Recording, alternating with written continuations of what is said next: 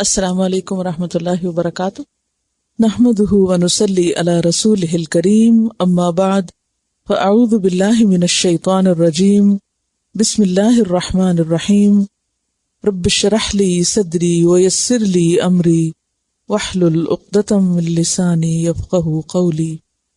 آیت نمبر 188 سے تفسیر۔ قل کہہ دیجئے، کس سے خطاب ہے؟ نبی صلی اللہ علیہ وسلم سے۔ آپ کہہ دیجئے کیا کہ لا املک، نہیں میں مالک ہو سکتا یا نہیں میں مالک ہوں، لنفسی، اپنے نفس کے لیے، اپنی ذات کے لیے، نفعن، کسی نفع کا، کسی فائدے کا، ولا ضرن، اور نہ کسی نقصان کا، الا، مگر، ما شاء اللہ، جو چاہے اللہ۔ ہم دیکھتے ہیں کہ سورت کی ابتدا میں بھی توحید کا ذکر تھا اور سورت کے اختتام پر بھی اب توحید کا ذکر دہرایا جائے گا، یعنی اللہ کی وحدانیت کا بیان۔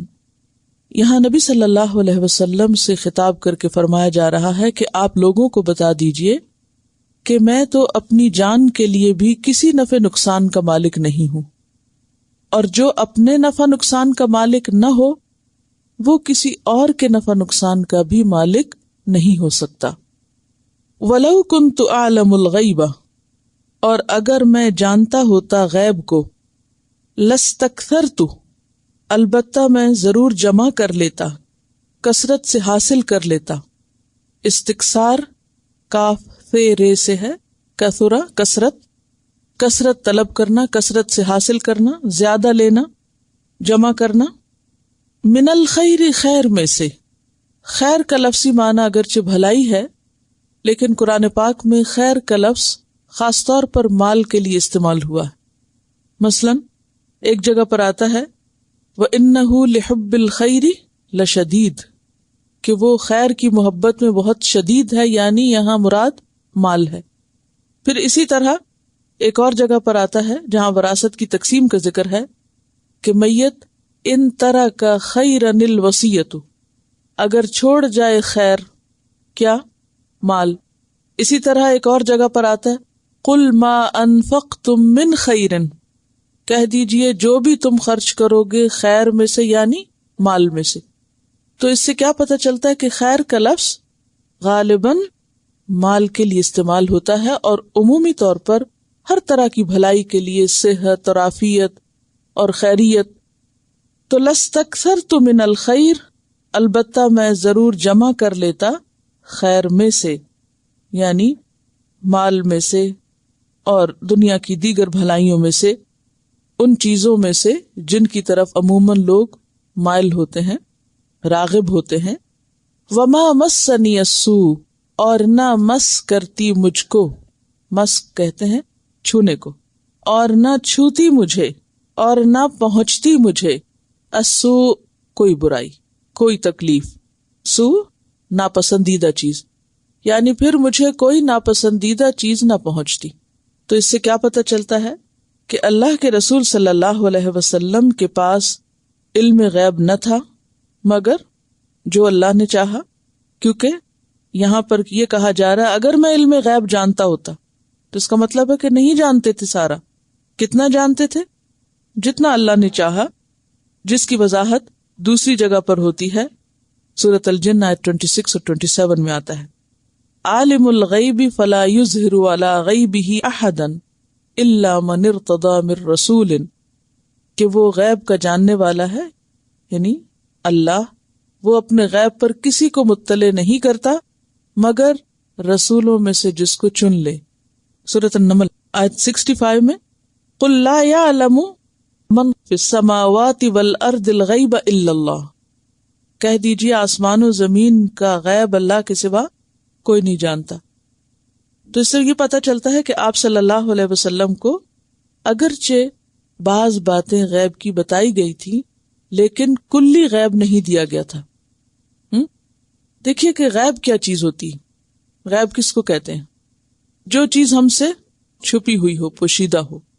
غیب دو طرح کا ہوتا ہے، پہلے بھی میں آپ کو بتا چکی ہوں، ایک حقیقی اور دوسرا نسبی۔ حقیقی غیب کیا ہوتا ہے؟ جو صرف اللہ جانتا ہے، اللہ کے سوا کسی کو معلوم نہیں.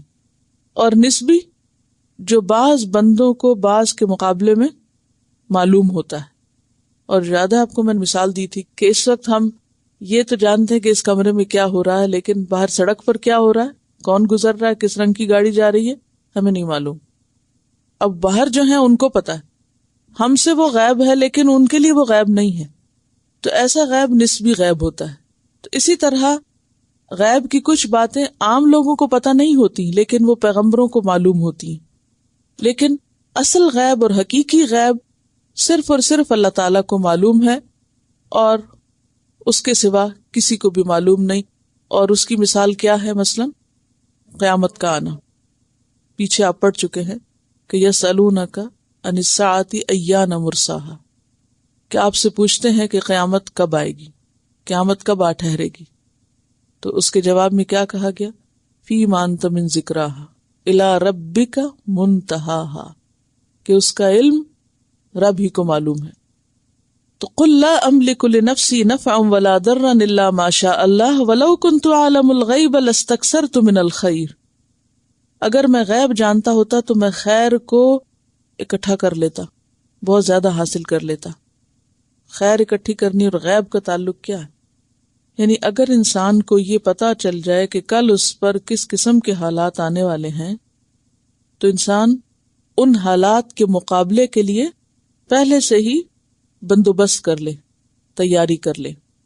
لیکن بعض اوقات کچھ مشکلات اتنی اچانک آتی ہیں کہ انسان ان کو فیس کرنے کے لیے پریپیئرڈ بھی نہیں ہوتا. اگر پہلے سے پتا ہو تو انسان اور زیادہ محتاط ہو جائے اور زیادہ اپنا بندوبست کر لے. لیکن ہم دیکھتے ہیں کہ نبی صلی اللہ علیہ وسلم کو وقتاً فوقتاً مختلف طرح کی تکلیفیں آتی رہیں، بالکل اسی طرح جیسے اور لوگوں کو تکلیفیں پہنچتی ہیں. آپ کی زندگی میں بھی طرح طرح کے غم تھے، بلکہ آپ کے بارے میں تو یہ آتا ہے کہ کانا یتوال الحزن، یعنی مسلسل غم کا شکار ہوتے تھے، ایک غم کے بعد ایک غم آپ پر آتا تھا. اور بڑے بڑے واقعات جو تکلیف پہنچنے کے ہیں آپ کو، وہ ہم سب جانتے ہیں. مثلا مکہ کی زندگی میں آپ کو کس کس طرح پریشان کیا گیا. کبھی آپ کے سجدے کے وقت آپ کے اوپر نجاست کی چیزیں رکھ دی جاتی، آپ کے دروازے پر کانٹے بکھیر دیے جاتے، آپ کے گھر میں گندگی پھینکی جاتی، اسی طرح طرح طرح کے آپ کو خطاب دیے جاتے. حضرت خدیجہ فوت ہو گئیں، ابو طالب فوت ہو گئے. اس سال کو کیا کہا گیا؟ عام الحزن کہا گیا. حالانکہ اس وقت باہر کے حالات بھی اتنے شدید تھے، مخالفت بھی اپنی انتہا کو پہنچی ہوئی تھی، اور یہ دو لوگ جو تھے یہ آپ کے لیے ایک بہت بڑا سہارا تھے، لیکن اللہ کے اذن سے وہ بھی چلے گئے.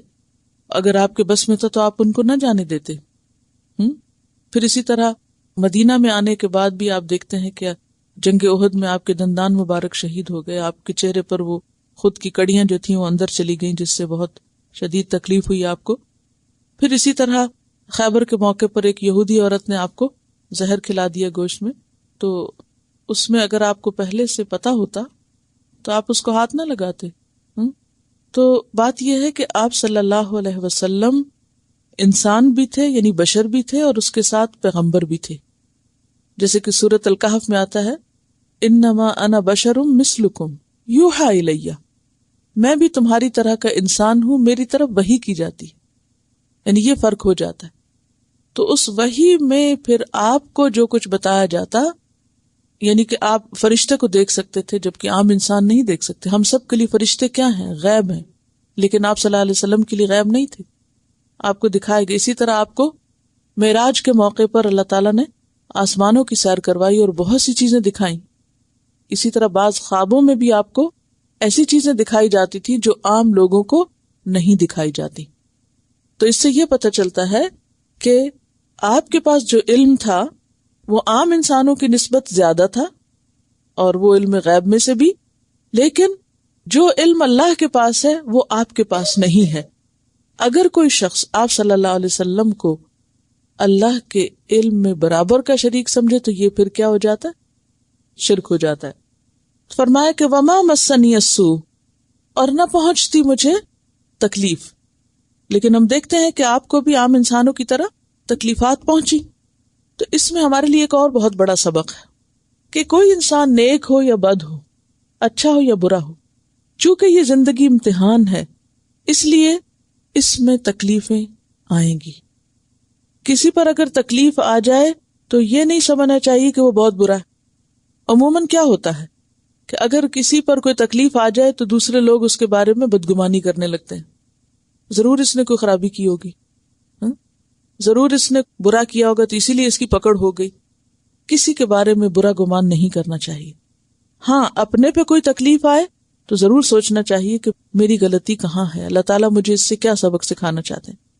اسی طرح جب کسی پر کوئی آفت آئے تو یہ نہیں سمجھنا چاہیے کہ ضرور وہ کوئی برا شخص ہے تو اس لیے اس کو بطور سزا دنیا میں کوئی مصیبت آئی ہے۔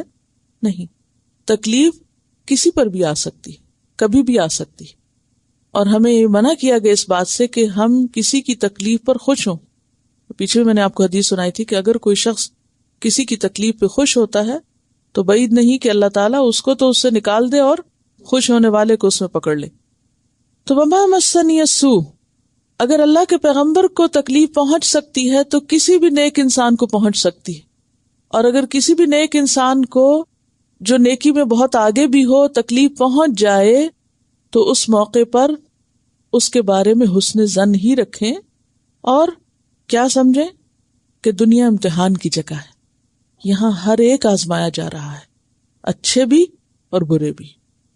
ان انا الا نذیر و بشیر، نہیں ہوں میں مگر نذیر و بشیر، ڈرانے والا اور خوشخبری سنانے والا، لیکن کس کے لیے؟ لقوم یؤمنون، اس قوم کے لیے جو ایمان لائے، جو ایمان رکھتی ہو، ایمان لانے والے لوگوں کے لیے آپ نذیر و بشیر ہیں۔ نذیر اور بشیر کا تعلق بھی ایمان سے کیوں ہے؟ یعنی ایمان والوں کے لیے، کیا سب کے لیے نہیں ہے؟ یہاں ایمان والوں کا خاص ذکر کیوں کیا جا رہا ہے کہ آپ ان کے لیے نذیر اور بشیر ہیں؟ یعنی آپ ہیں تو سب کے لیے، لیکن فائدہ کون اٹھاتا ہے؟ جو ایمان رکھتا ہو، وہی آپ کے ڈراوے سے، آپ کی خوشخبری سے فائدہ حاصل کر سکتا ہے۔ تو خلاصہ کیا ہے؟ غور کیجئے، جب آپ غور کر رہے ہو تو کیا کرنا چاہیے؟ ہر آیت پہ رک کے اپنے آپ سے پوچھا کرے میں نے سمجھا اس سے کیا؟ دیکھیے قرآن ہدایت کے لیے آیا نا، اور اگر ہم اس سے کوئی ہدایت ہی نہیں لے رہے اور صرف رٹا لگا رہے ہیں اور صرف پاس ہوئے چلے جا رہے ہیں اور ہمارا مقصود صرف اچھے نمبر ہو تو اس کا کوئی فائدہ نہیں زیادہ۔ تو ہر آیت پہ رک کے خود سے سوال کیا کہ کیا کہتی ہے، میرے لیے کیا سبق ہے اس میں؟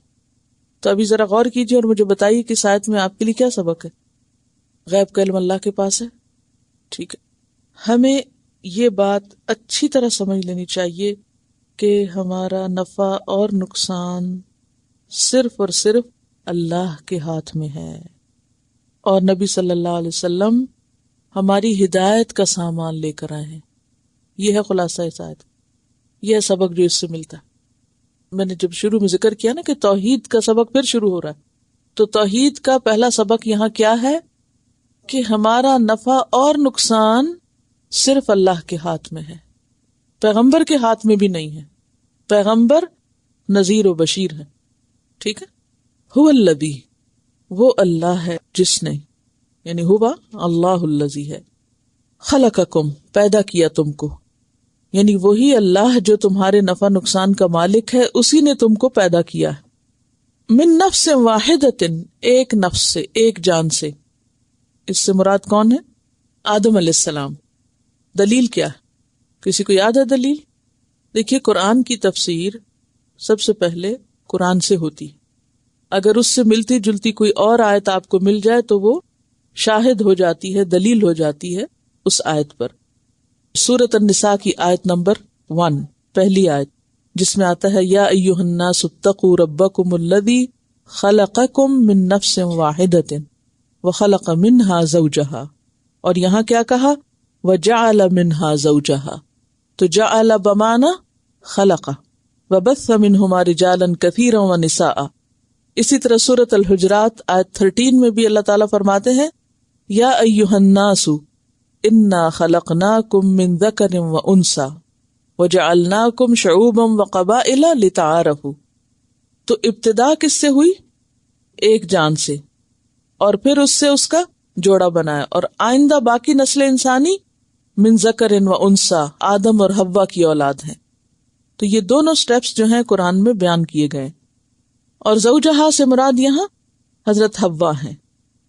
اور زوج کس کو کہتے ہیں؟ جوڑے کو. اسی صنف سے ساتھی، سیم سپیشیز. ٹھیک ہے، ایک ہی صنف کس کو کہتے ہیں؟ نہیں، قسم. ایک ہی قسم میں سے ایک چیز کا دوسرا پیئر یا جوڑا، اسپاؤس کے معنوں میں. اب یہاں پر جعل منہا زوجہا سے مراد بیوی ہے حضرت آدم کی یعنی حوا، لیسکن الیہا تاکہ وہ اس سے سکون پائے. یعنی حوا کو پیدا کیا گیا کس لیے؟ آدم کے لیے، تاکہ آدم حوا سے سکون پائیں. اس کا یہ مطلب نہیں کہ صرف آدم حوا سے سکون پائیں گے، بلکہ زوج کہتے ہی پیر کو ہیں، یعنی زوج بنتا ہی دو سے ہے، ایک سے نہیں بنتا زوج. تو جب ایک دوسرے سے سکون پائے گا تو دوسرا پہلے سے سکون پائے گا. اور پھر یہاں مراد صرف آدم اور حوا ہی نہیں، اس میں اشارہ ہے اس بات کی طرف کہ بیوی اپنے شوہر کے لیے باعث سکون ہوتی ہے، اسی طرح شوہر اپنی بیوی کے لیے باعث سکون ہے. اور اس کا سلسلہ ابتدا سے چلا آ رہا ہے. اس کی دلیل اور کہاں سے ملے گی؟ کچھ یاد ہے؟ ہن لباس لکم وانتم لباس لہن. اور لباس بھی کس کا ذریعہ ہے؟ کمفرٹ کا، سکون کا. کوئی اور آیت؟ سورۃ الروم کی آیت نمبر 21 جس میں شادی کا مقصد بتایا گیا ہے. کیا؟ وَمِنْ آیَاتِهِ اور اس کی نشانیوں میں سے ہے ان خلق لکم من انفسکم ازواجا کہ اس نے تمہارے نفسوں میں سے یعنی انسانوں میں سے تمہارے لیے جوڑے بنائے. کیوں؟ لِتَسْكُنُوا إِلَيْهَا تاکہ تم ان سے سکون پاؤ. وَجَعَلَ بَيْنَكُمْ مَوَدَّةً وَرَحْمَةً اور اس نے بنا دی تمہارے درمیان، یہ ڈال دی تم میں محبت اور رحمت. محبت اور رحمت دونوں چیزیں پیدا کی ایک دوسرے کے لیے. لیکن ہم دیکھتے ہیں کہ عملی طور پر صورتحال اس سے مختلف ہے. سب کی بات میں نہیں کرتی لیکن اکثریت کی. ٹھیک ہے نا؟ شادی کا اصل مقصد بھول گئے ہیں. شادی کا اصل مقصد کیا بن گیا ہے لوگوں کے اندر؟ شادی بھی ایک بزنس بنتا جا رہا ہے. دیکھیے اس آیت پہ غور کرنے کی ضرورت ہے. اللہ تعالیٰ یہ بتا رہے ہیں کہ اللہ نے جوڑے اس لیے بنائے تھے کہ سکون پائیں لوگ، اور یہاں حال بالکل الٹ. وجہ کیا ہے؟ پہلی بات تو یہ ہے کہ جو یہاں پر اللہ تعالیٰ نے بتایا کہ مودۃ و رحمہ وہ ناپید ہے. ہم سمجھتے ہیں کہ ہمیں صرف محبت ڈیمانڈ کرنی چاہیے، دینی بھی چاہیے. ہم دوسرے سے کائنڈنس اور کیئر جو ہے صرف ڈیمانڈ کرتے ہیں، دینے کو تیار نہیں ہوتے. تو کوئی بھی چیز مل نہیں سکتی جب تک کہ آپ دینے والے نہ ہوں. صرف دینے والے ہی لینے والے ہوتے ہیں، گیو اینڈ ٹیک ہوتا ہے. تو عموماً صرف اچھی توقعات اور خوش فہمیاں ہوتی ہیں جبکہ دینے کا ذہن نہیں ہوتا. اور دونوں ایک دوسرے سے صرف پھر شکایت رکھتے ہیں یا ایک دوسرے سے صرف ڈیمانڈ کرتے ہیں. شکایت کیوں پیدا ہوتی ہے؟ جب ڈیمانڈ پوری نہیں ہوتی اور دونوں صرف ایک دوسرے سے ڈیمانڈز کر رہے ہیں. اور کیا وجہ ہے؟ مادیت پرستی. آپ دیکھیے کہ یہ جو فطرت کے خلاف ہم چلے گئے ہیں نا. اللہ تعالیٰ نے جو ایک نظام قائم کیا شوہر اور بیوی کے درمیان، ایک تعلق کا، ایک رشتے کا، سوسائٹی کے اندر رولز اینڈ رسپانسبلٹیز کی ڈویژن کا، اس میں خلل ہو گیا. یہ ایک بہت بڑی وجہ بنی اور دن بدن یہ مسئلہ گمبھیر ہوتا چلا جا رہا ہے. جب تک دونوں اپنے رولز اور رسپانسبلٹیز ادا نہیں کرتے باہم محبت، رحمت اور سکون نہیں ہو سکتا. اپنے اپنے فرائض کو جاننا اور ان کو پہچاننا اور ان کو ادا کرنا بے حد ضروری ہے. جب ایک شخص بھی اپنی ذمہ داری پوری نہیں کرے گا تو وہ دوسرے کے لیے شکایت کا ذریعہ بنے گا. جب دوسرے کو شکایت ہوگی تو جواباً پلٹ کے وہ جوابی کارروائی کرے گا. ایک فرسٹریٹ ہوگا تو دوسرا جواب میں فرسٹریٹ ہوگا. نتیجہ کیا ہوگا؟ خوشیاں ناپید ہو جائیں گی. تو اس میں آپ دیکھیے کہ یہ جو کہا گیا ہن لباس لکم وانتم لباس لہن، تو دونوں ایک دوسرے کو پروٹیکٹ کرنے والے ہوں، دونوں ایک دوسرے کے رازوں کے محافظ ہوں. دونوں ایک دوسرے کے خیر خواہ ہوں، ایک دوسرے کی غلطیوں اور عیبوں کو چھپانے والے ہوں۔ لباس کیا کرتا ہے؟ چھپاتا ہے نا۔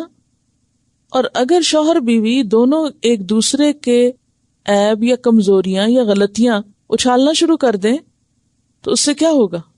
تحفظ نہیں ہوگا تو سکون بھی نہیں ہوگا۔ اور اسی طرح جو رسپانسبلٹیز کی بات ہے، آپ دیکھیے کہ خصوصاً جب عورت کو اس کی اصل جگہ سے ہٹا کر اس پر مرد کی ذمہ داریاں بھی ڈال دی گئیں تو اس کا نقصان کیا ہوا؟ عورت نہ اپنے کام کے قابل رہی اور نہ ہی اس نے دوسرا کام پوری طرح کیا۔ تو فطری نظام میں جو مداخلت ہوئی ہے انسان کی، اس نے سکون ختم کر دیا۔ گھر سے باہر کی زندگی میں بھی سکون ختم ہو گیا اور گھر کے اندر بھی سکون ختم ہو گیا، اور دونوں جو ایک دوسرے کے لیے خوشی کا، سکون کا، زندگی کے کٹھن سفر میں ایک دوسرے کا سہارا ہو سکتے تھے، وہ ایک دوسرے سے نفرت کرنے والے بن گئے اور ایک دوسرے سے لڑنے جھگڑنے پس گئے نا۔ اصل مشکل یہی ہے کہ جب آپ اپنی جگہ کھڑے نہیں، ذمہ داری نبھا نہیں رہے، تو کس طرح گاڑی چل سکتی؟ شادی کو عیاشی کا ذریعہ سمجھ لیا گیا، ذمہ داریوں کو نبھانے کا ذریعہ نہیں سمجھا گیا۔ اسی لیے آپ دیکھیں کہ شادی کے نام کے ساتھ ہی کیا کیا وابستہ کر دیا گیا۔ یوں لگتا ہے بعض اوقات کہ جیسے ساری زندگی کا محور اور مقصد وہ ایک شادی کا دن ہی بن کے رہ گیا۔ اور پھر شادی سے پہلے سال ہر سال اس کی تیاری، اور ایک ذہن میں لڑکی کے بھی خوبصورت ایک تخیل اور تصورات کی دنیا میں رہنا، اور پھر اس کے بعد ذمہ داریوں کو قبول نہ کرنے کا رجحان، ایکسپیکٹیشنز دونوں طرف سے زیادہ، لیکن ذمہ داری ادا کرنے کی فکر کسی کو بھی نہیں۔ اب آپ دیکھیں کہ اگر ایک مرد پر اپنی ذمہ داری بھی اور بیوی کا بھی کام اس کے ذمہ ہو، یا ایک بیوی پر اپنا کام بھی اور شوہر کے کام بھی اس کے ذمہ ہو، تو کتنا عرصہ اس کو ڈریگ کر سکتی، کتنا عرصہ اس کو کھینچ سکتی ہے، آخر وہ تھک جائے گی۔ تو اس طرح کی بہت ساری چیزیں جو فرائض میں داخل تھی دونوں کے، اور جن کی پوچھ ہوگی دونوں سے، ان باتوں کا شعور نہیں اجاگر کیا جاتا معاشرے کے اندر، احساس ہی نہیں پیدا کیا جاتا۔ یعنی کہ ہم شادی کے موقع پر بچوں کو بہت سی پالیٹکس تو سکھا دیتے ہیں، دیکھو تم جا کے نند کے ساتھ یہ کرنا، ساس کے ساتھ یہ کرنا، شوہر کو یوں ہاتھ میں لینا، فلاں کو ایسے، یعنی باقاعدہ اس کی تعلیم دی جاتی ہے، لیکن ذمہ داریاں کیا ہے تمہاری، یہ کم ہی لوگ بتاتے ہیں کہ تمہارے فرائض کیا بنتے ہیں وہاں جا کر۔ اور جب تک ہمارے کلچر میں، یعنی دین تو اپنی جگہ مگر کلچر میں بھی ایک چیز موجود تھی، وہ بھی ختم ہو کر رہ گئی۔ وہ جو بڑوں سے، بزرگوں سے اچھی نصیحتیں ملتی تھی وہ بھی ختم ہو گئی، اور وہ پورا ایک سسٹم جو ہے اس میں بگاڑ آ گیا ہے، جس کی وجہ سے نہ وہ مودت رہی اور نہ ہی وہ ایک دوسرے کے لیے کیئر رہی، اور یہ آخرت سے پہلے دنیا میں ایک عذاب بن گئی زندگی۔ کیونکہ انسان جب اللہ کے طریقے کو چھوڑتا ہے اور اس سے بغاوت کرتا ہے، پھر سکون نہیں پا سکتا۔ فلما تغشاها، پھر جب اس نے ڈھانپ لیا اس کو، تغشا کا لفظ غشی سے، اور یہ کنایا ہے شوہر اور بیوی کے جسمانی تعلق سے۔ کنایا کہتے ہیں نا اشارے کنائے میں بات کرنا، یعنی صریح لفظ نہیں استعمال کیا گیا بلکہ اشارتاً سمجھایا گیا کہ شوہر نے بیوی کو ڈھانپ لیا، حملت تو اس نے اٹھا لیا، حملاً خفیفاً ہلکا حمل، خفیف ہلکا، اور حملاً بوجھ کو کہتے ہیں حمل، جس کو عام طور پہ اردو میں ہم حمل کہتے ہیں، تو یہ اصل میں حمل ہوتا ہے۔ حمل کہتے ہیں اس بوجھ کو جو پیٹ اٹھاتا ہے یا درخت اٹھاتا ہے۔ درخت پہ جو پھل آتا ہے نا تو وہ بوجھل ہو جاتا ہے، وہ بھی حمل ہوتا ہے اس کے لیے۔ لیکن وہ بوجھ جو پیٹھ پہ ہوتا ہے، بیک پہ، اس کو حمل کہتے ہیں، ہے کی زیر کے ساتھ، جو تکلیف دیتا ہے، جو ناگوار ہوتا ہے، جو کمر توڑتا ہے۔ تو حمل جو ہے اگرچہ اس میں تکلیفیں ہوتی ہیں لیکن ساتھ خوشی کا احساس بھی ہوتا ہے، خوشگوار بھی ہوتا ہے۔ حملت حملا خفیفا، تو اس نے اٹھا لیا خفیف سا حمل، اشارہ ہے نطفے کی طرف اور پھر علقہ کی طرف اور مضغہ کی طرف۔ فمرت بھی، پھر وہ چلتی پھرتی رہی اس کے ساتھ، یعنی عورت اس حمل کے ساتھ زندگی کے کام کاج سب کرتی رہتی ہے، چلتی پھرتی رہتی ہے، اور اللہ تعالیٰ کی رحمت اور قدرت کے ساتھ اتنا گریجولی اور اتنا سلولی یہ سب کچھ بڑھتا ہے کہ اس کو سہولت کے ساتھ وہ قبول کرتی جاتی، اور پھر ایک خاص مقام پہ پہنچ کر وہ بوجھ یعنی اتار دیا جاتا ہے، اس سے آگے نہیں بڑھتا. اگر اللہ چاہے تو اس کو دگنا یا تگنا بڑا کر دے، کوئی روک سکتا ہے؟ کیا کر سکتا ہے انسان؟ لیکن لا یکلف اللہ نفسا الا وسعها، اللہ نے بس اتنا ہی بوجھ رکھا ماں کے پیٹ میں، اتنی گنجائش رکھی جتنا وہ آسانی سے اٹھا سکے. فلما اسقلت، پھر جب وہ بوجھل ہو گئی یعنی بوجھ زیادہ ہو گیا، بچہ پیدا ہونے کے قریب ہو گیا، دعوا، دونوں نے دعائیں کی، اللہ سے، ربہما، جو ان کا رب ہے. پھر جب وہ بوجھل ہو گئی تو دونوں نے یعنی شوہر اور بیوی دونوں نے مل کر اللہ سے دعائیں کی. کیا دعائیں؟ لئن آتیتنا، البتہ اگر دے تو ہم کو، صالحاً، صالح یعنی بچہ. صالح میں دونوں چیزیں آتی ہیں، سلیم الجسم اور سلیم الفطرت، یعنی نیک اور صحیح سلامت. لنکونن، البتہ ہم ضرور ہو جائیں گے، من الشاکرین، شکر گزاروں میں سے، شکر کرنے والوں میں سے.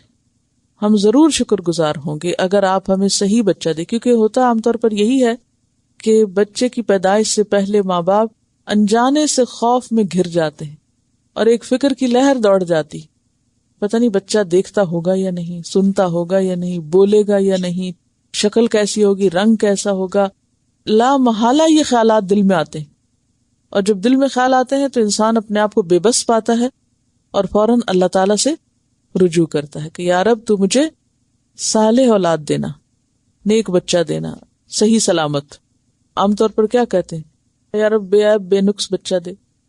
یعنی کہ کوئی کسی بھی دین پر ہو، اس کی خواہش اور ایک دعا اور ایک تمنا ضرور ہوتی ہے. اب یہاں پر بعض مفسرین نے ایک روایت بیان کی ہے جس میں یہ کہا گیا کہ آدم اور حوا کے ملاپ سے جب ان کا بچہ پیدا ہونے والا تھا تو شیطان ان کے پاس آیا اور اس نے آ کے کہا کہ تم اس بچے کا نام عبد الحارث رکھ دو، اور حارث اس کا اپنا نام تھا. لیکن اس روایت کی کچھ تصدیق مجھے نہیں ہو سکی، اس لیے کچھ کہا نہیں جا سکا. بہرحال عام سوسائٹی میں یہ حالات دیکھنے میں آتے ہیں کہ جب بھی کوئی عورت حاملہ ہوتی ہے اور بچہ ولادت کے قریب ہوتا ہے تو دونوں ماں باپ فکر کرتے ہیں، دعائیں کرتے ہیں، لیکن جب بچہ پیدا ہو جاتا ہے تو پھر کیا کرتے ہیں؟ آگے اس کا بیان آ رہا ہے. فلما آتاہما صالحا، پھر جب وہ دیتا ہے ان کو صالح بچہ یعنی صحیح سلامت، جعلا، وہ دونوں بنا دیتے ہیں، لہو، اس کے لیے، شرکاء، شریک، یعنی اللہ کے لیے اوروں کو شریک کر دیتے ہیں. اللہ کی قدرت اور طاقت میں، اللہ کی دین اور بخشش میں اوروں کو بھی شریک کر دیتے ہیں. فیما آتاہما، اس میں جو اس نے دیا ان کو. کیسے؟ وہ اللہ کے دیے ہوئے کو بعض اوقات بتوں سے منسوب کر دیتے ہیں یا بزرگوں سے منسوب کر دیتے ہیں کہ یہ بچہ فلاں بزرگ کے طفیل یا فلاں کی دین سے پیدا ہوا ہے یا فلاں نے اس کو پروٹیکٹ کیا ہے، اور پھر نام بھی ویسے ہی رکھتے ہیں. مثلا امام بخش دیا اللہ نے، لیکن نام کیا رکھا؟ امام بخش. امام بخش کا مطلب کیا ہے؟ امام نے بخشا.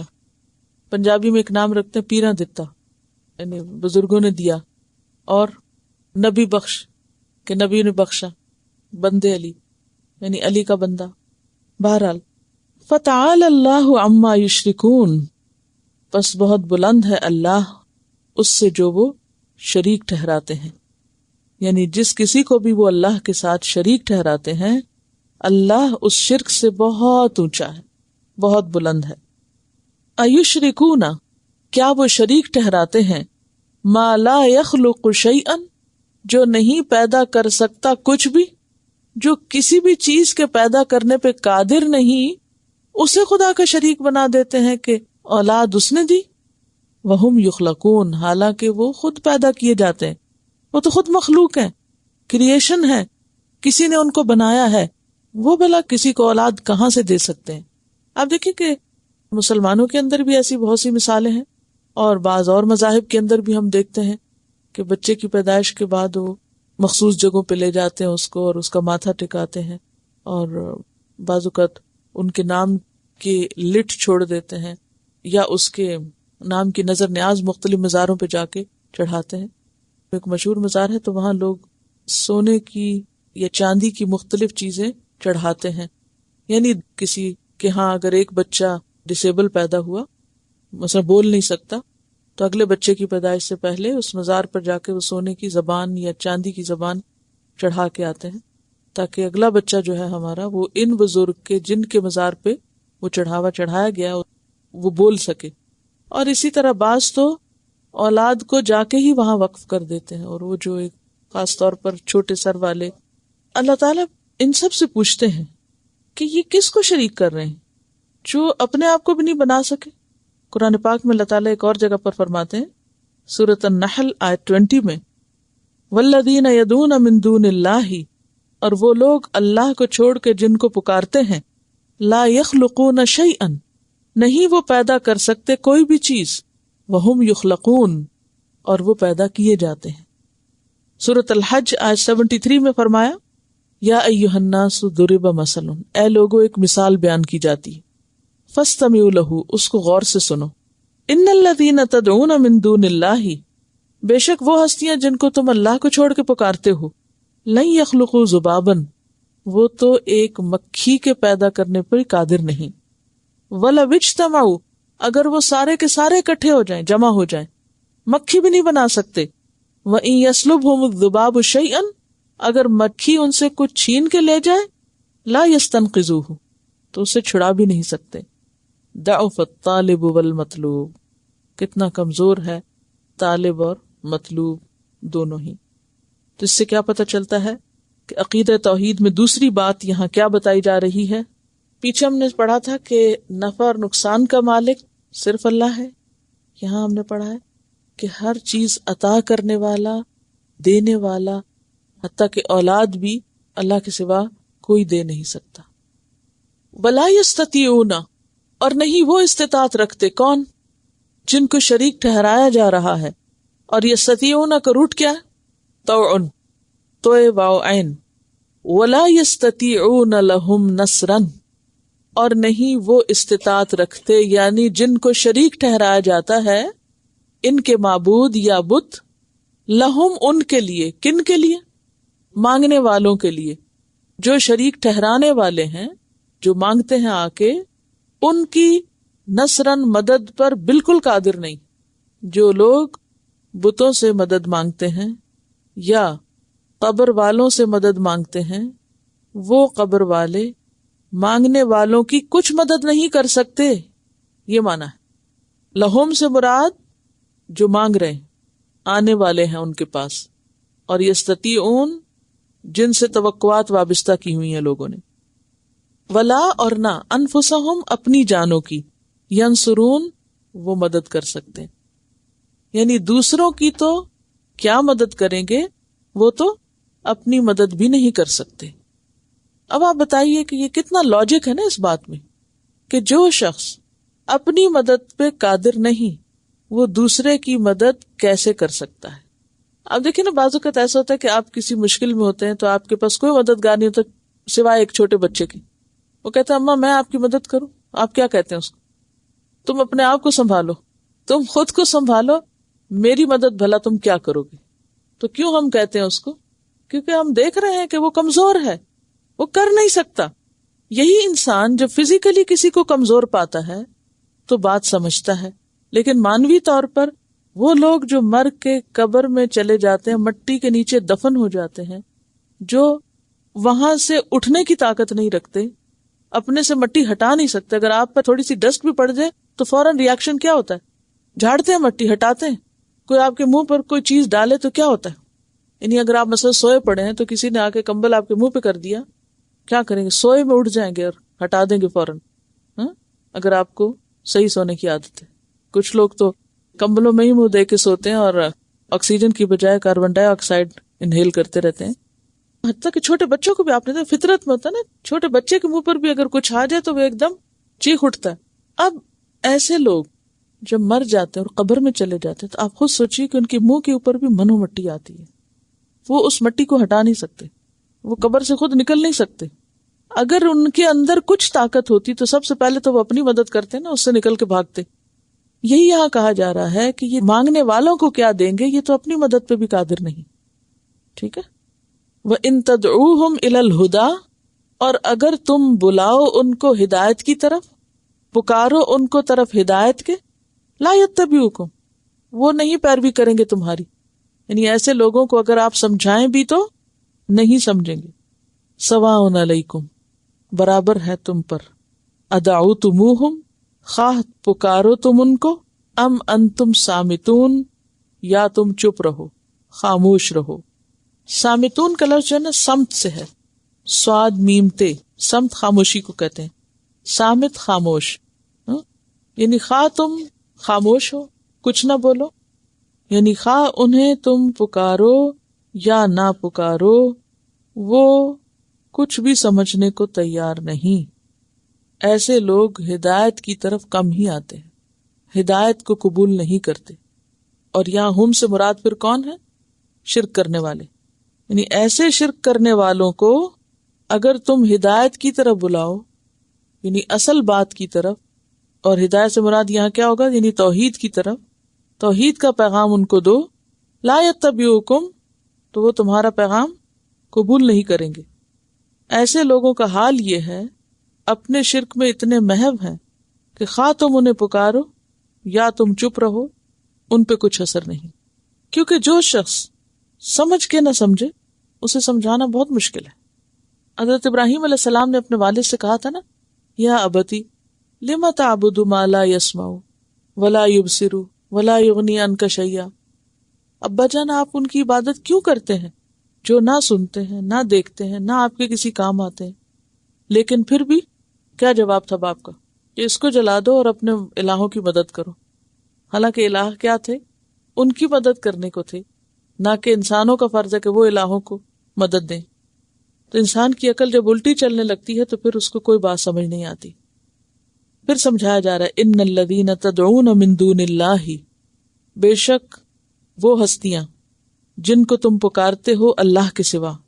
الذین سے مراد وہ ہستیاں، کون ہستیاں؟ جن کو شریک بنا رہے ہو. من دون اللہ، اللہ کے سوا. عباد، بندے ہیں. عباد کس کی جمع ہے؟ عبد کی. امثالکم، تمہاری مانند، تمہاری طرح. اے انسانوں، جن انسانوں سے جا کے تم مدد مانگتے ہو وہ بھی تمہاری طرح کے انسان ہیں. فدعوہم، پکارو ان کو. یہ حکم نہیں دیا جا رہا کہ ضرور پکارو ان کو، مطلب یہ کہ پکار دیکھو ان کو. فلیستجیبوا لکم، پس چاہیے کہ وہ جواب دیں تم کو، تمہیں ان کی پکار کا جواب ملنا چاہیے. ان کنتم صادقین، اگر تم سچے ہو. اس سے کیا پتہ چلتا ہے کہ یہاں الذین سے مراد کون ہے؟ عباد. ٹھیک ہے.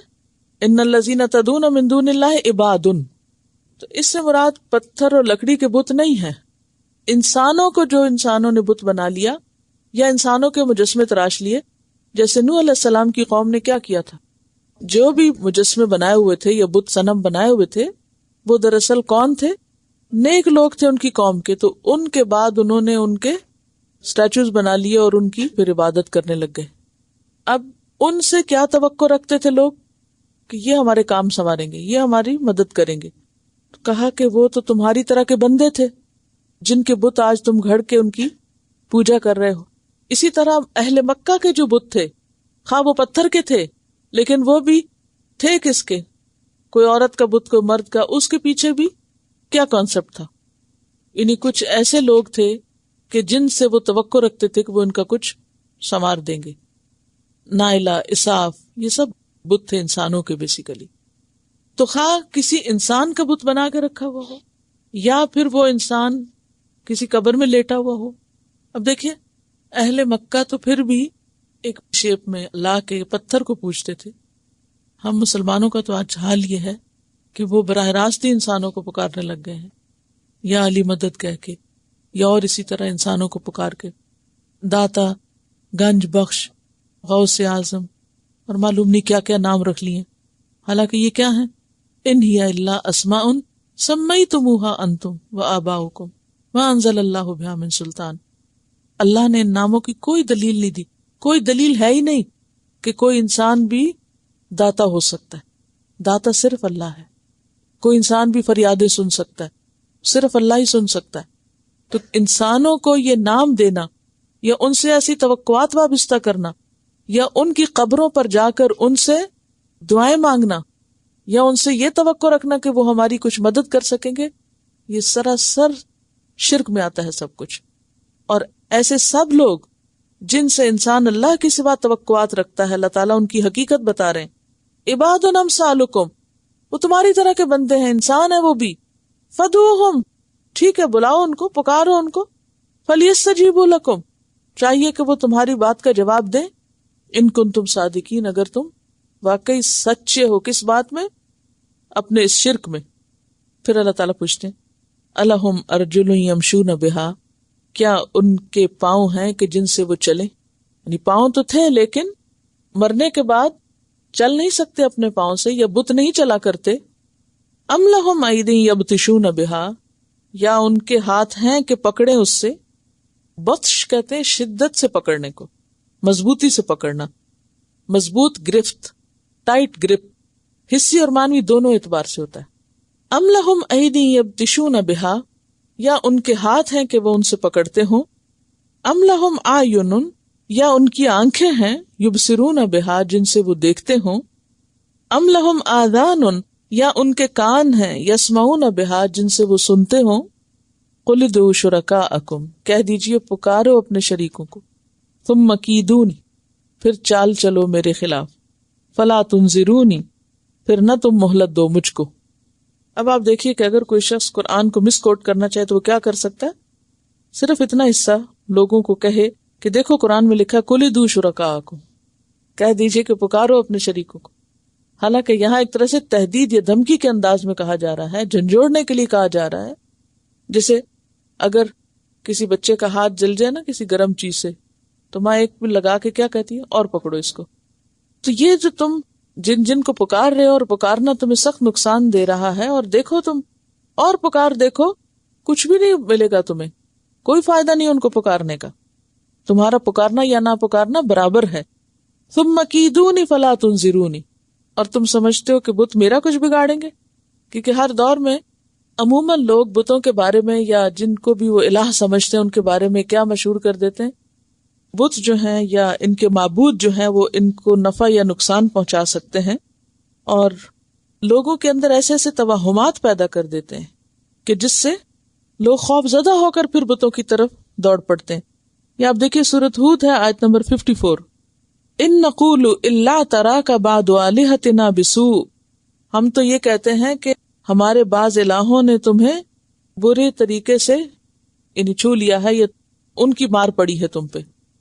فرمایا کہ تم میرے خلاف جو بھی چال چلنا چاہتے ہو چل دیکھو، اگر تم سمجھتے ہو کہ بت کچھ بگاڑ سکتے ہیں تو سب سے پہلے میرا کچھ بگاڑ کے دکھاؤ، لیکن کچھ بھی نہیں بگاڑ سکتے.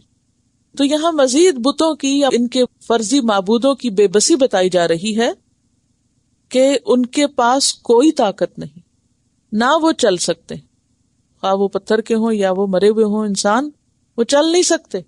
یہ ان کی بے بسی ہے نا. جو چل نہ سکے، چلنا کس بات کی علامت ہے؟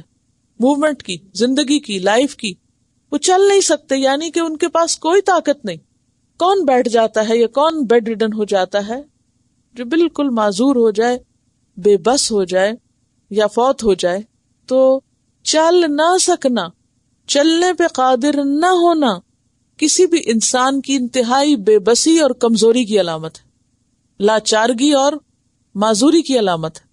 تو یہاں پر یہ کہا جا رہا ہے کہ ان بتوں، ان معبودوں کے پاس جاتے جو چلنے پہ بھی قدرت نہیں رکھتے. ام لہم ایدی یبطشون بہا، ہاتھ کس بات کی علامت ہے؟ قوت کی، اختیار کی. ٹھیک ہے، ان کے پاس ہاتھ نہیں ہے کہ کچھ کر سکے. اب ہاتھ تو انہوں نے کوئی بنائے ہوئے ہوں گے نا، اگر اسٹیچو بھی ہو تو اس میں بھی کوئی ہاتھ ہو سکتا ہے، یا مرے ہوئے لوگوں کا بھی ہاتھ تو ہوتا ہے. کہا کہ ان ہاتھوں میں کوئی جان نہیں، کوئی طاقت نہیں، کچھ بھی نہیں اس سے کر سکتے. اب جس کا ہاتھ ہی کام نہ کرتا ہو وہ کس کام کا ہوتا ہے؟ اسے کیا کہتے ہیں جس کا ہاتھ کام نہ کرے؟ معذور. تو جو معذور ہو وہ تمہارا کیا بنائے گا؟ وہ تو اپنا بھی نہیں کر سکتا، وہ تو دوسروں کے سر پہ بوجھ ہوتا ہے، وہ تمہارے کس کام آ سکتا ہے؟ ام لہم اعین یبصرون بہا، جو دیکھ نہ سکے وہ کون ہوتا ہے؟ نابینا، معذور. تو جو دیکھ نہیں سکتا اور معذور ہے اسے تو مدد چاہیے چلنے کے لیے بھی. وہ تمہارا کیا بنائے گا؟ ام لہم آذان یسمعون بہا، یا ان کے کوئی کان ہے جن سے وہ سنتے ہو؟ جو سن نہ سکے وہ کیا ہوتا ہے؟ بہرا کیا ہوتا ہے؟ معذور. اور جو بہرا ہو وہ لازمن گنگا بھی ہوتا ہے، بول بھی نہیں سکتا. جو نہ بول سکے، نہ سن سکے، نہ دیکھ سکے، نہ پکڑ سکے، نہ چل سکے، وہ تمہارا خدا ہو گیا؟ تمہاری عقل کو کیا ہے؟ یہ سوچیے ذرا. خلدوا شرکاءکم ثم کیدونی فلا تنظرون. کوئی طاقت نہیں ہے ان میں، کوئی اختیار نہیں ہے ان کے پاس. ان ولی اللہ الذی نزل الکتاب، بے شک میرا حامی و مددگار ولی اللہ ہے جس نے کتاب اتاری. لوگ اللہ کے سوا اوروں کو ولی بناتے ہیں، فلاں ولی ہے، فلاں اولیاء اللہ ہے، اور پھر ان سے کیا توقعات رکھتے ہیں کہ وہ ہماری کچھ مدد کریں گے. اچھا، جب یہ آیت پڑھتے ہیں کہ ان ولی اللہ، کہ بے شک میرا دوست، میرا مددگار، میرا حمایتی تو اللہ ہی ہے، تو لوگ کہتے ہیں دیکھا نا، یہ اولیاء اللہ کو نہیں مانتے، یہ کہتے ہیں ہمارا ولی صرف اللہ ہی ہے. الذی نزل الکتاب، وہ جس نے کتاب اتاری ہے، یعنی جس نے صرف پیدا نہیں کیا بلکہ لوگوں کی ہدایت کا بندوبست بھی کیا ہے. وَهُوَ يَتَوَلَّى الصَّالِحِينَ، اور وہ مدد کرتا ہے، مددگار ہے، دوست رکھتا ہے صالحین کو. صالحین کس کی جمع ہے؟ صالح کی، یعنی اپنے بندوں میں سے جو نیک لوگ ہیں، درست راستے پر ہیں، وہ ان کا مددگار ہوتا ہے. اس کے بارے میں آپ سورۃ البقرہ آیت 257 میں بھی پڑھ چکے ہیں. اللہ ولی الذین آمنوا یخرجہم من الظلمات الی النور والذین کفروا اولیاؤہم الطاغوت یخرجونہم من النور الی الظلمات. یہ کتنی خوبصورت آیت ہے. اگر اس کو جنرلی بھی آپ دیکھیں اپنے لیے بھی، کہ ان ولی اللہ الذی نزل الکتاب وہو یتولی الصالحین، اور اس میں خوشخبری ہے اس بات کی کہ جو بھی نیک عمل کرے گا اللہ اس کا حامی و مددگار ہوگا. والذین تدعون من دونہ، والذین، اور وہ ہستیاں، تدعون، تم پکارتے ہو، من دونہ، اس کے سوا، یعنی جن کو تم اللہ کو چھوڑ کے پکارتے ہو. لا یستطیعون نصرکم، نہیں وہ استطاعت رکھتی تمہاری مدد کی. ولا انفسہم ینصرون، اور نہ ہی وہ اپنی ذات کی مدد کر سکتے. تو کیا معنی ہے؟ کہ جنہیں تم اللہ کے سوا پکارتے ہو، جن کی تم عبادت کرتے ہو، جن بتوں کے پاس جاتے ہو، جن سے توقعات رکھتے ہو، امیدیں لگاتے ہو، وہ تمہاری مدد نہیں کر سکتے. تمہاری کیسے کریں، وہ تو اپنی بھی نہیں کر سکتے. یہ مضمون پیچھے گزر چکا ہے. وَإِن تَدْعُوهُمْ إِلَى الْهُدَى لَا يَسْمَعُوا، اور اگر تم انہیں ہدایت کی طرف بلاؤ تو وہ سنتے ہی نہیں. وَتَرَاهُمْ يَنظُرُونَ، اور تم دیکھتے ان کو کہ وہ دیکھ رہے ہیں، إِلَيْكَ، آپ کی طرف، وَهُمْ لَا يُبْصِرُونَ، اور وہ دیکھتے بھی نہیں ہیں. اب اس کا کیا مطلب ہے؟ تدعوہم کون ہے؟ ہم سے مراد مشرک، شرک کرنے والے، یا پھر جن کو شریک ٹھہرا رہے ہیں. اچھا، آپ کسی بھی بت کے سامنے جا کے کھڑے ہو جائیے، آپ اس کو بلائیے، آؤ قرآن پڑھو، آؤ نماز پڑھو. تمہیں جو لوگ اتنا مانتے ہیں، تمہارا بھی تو کچھ فرض بنتا ہے کرنے کا. لا یسمعوا، نہیں سنیں گے، بت تو نہیں سنتے. اچھا، اگر بت نہیں اور وہ قبروں والے ہیں تو وہ بھی کوئی بار نہیں آتا، کچھ نہیں کرتا. وَتَرَاهُمْ، اور تم دیکھ رہے ہوتے ان کو، بتوں کو، کہ ينظرون إِلَيْكَ، وہ اپنی مصنوعی آنکھوں سے تمہیں دیکھ رہے ہوتے ہیں، پتھر کی آنکھوں سے، یا جس چیز کے وہ بت بنے ہوئے ہوتے ہیں. اگر آپ کسی اسٹیچو کے پاس جا کے کھڑے ہو نا، ایسے لگے گا کہ وہ آپ کو دیکھ رہا ہے. وَهُمْ لَا يُبْصِرُونَ، وہ دیکھ نہیں رہے ہوتے. اس سے صرف تمہاری خوش فہمی ہے. یہ پتھر کو تم نے ایک شیپ دے دی ہے، اس کے سوا کچھ بھی نہیں، اس کی حقیقت کچھ بھی نہیں. تھوڑی تو عقل سے کام لو. کس کے آگے کھڑے ہو؟ کس سے مانگتے ہو؟ کس کو پکار رہے ہو جو دیکھ بھی نہیں سکتا؟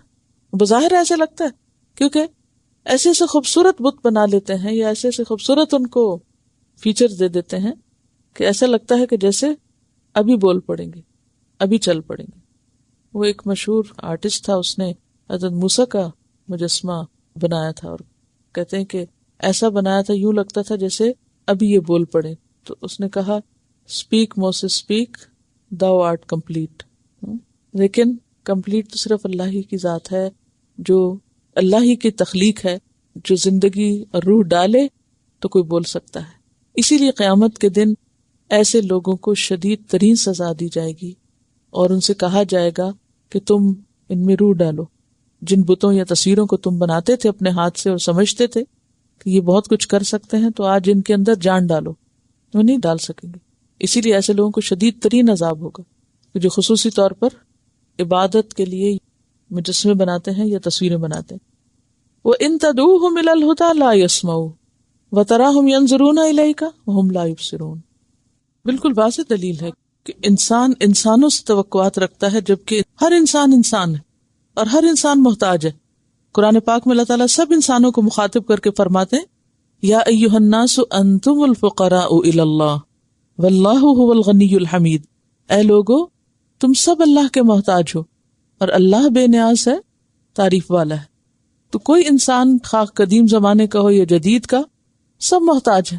تو پھر محتاجوں سے محتاجوں کو کیا ملے گا؟ کچھ بھی نہیں. غنی تو صرف اللہ ہے. تو اللہ کو چھوڑ کر اگر انسان کسی اور کے در پہ جاتا ہے تو سوائے مایوسی اور خسارے کے کچھ حاصل نہیں ہوگا اس کو. وآخر دعوانا ان الحمد للہ رب العالمین. سبحانک اللہم وبحمدک نشہد ان لا الہ الا انت نستغفرک ونتوب الیک. السلام علیکم ورحمۃ اللہ وبرکاتہ.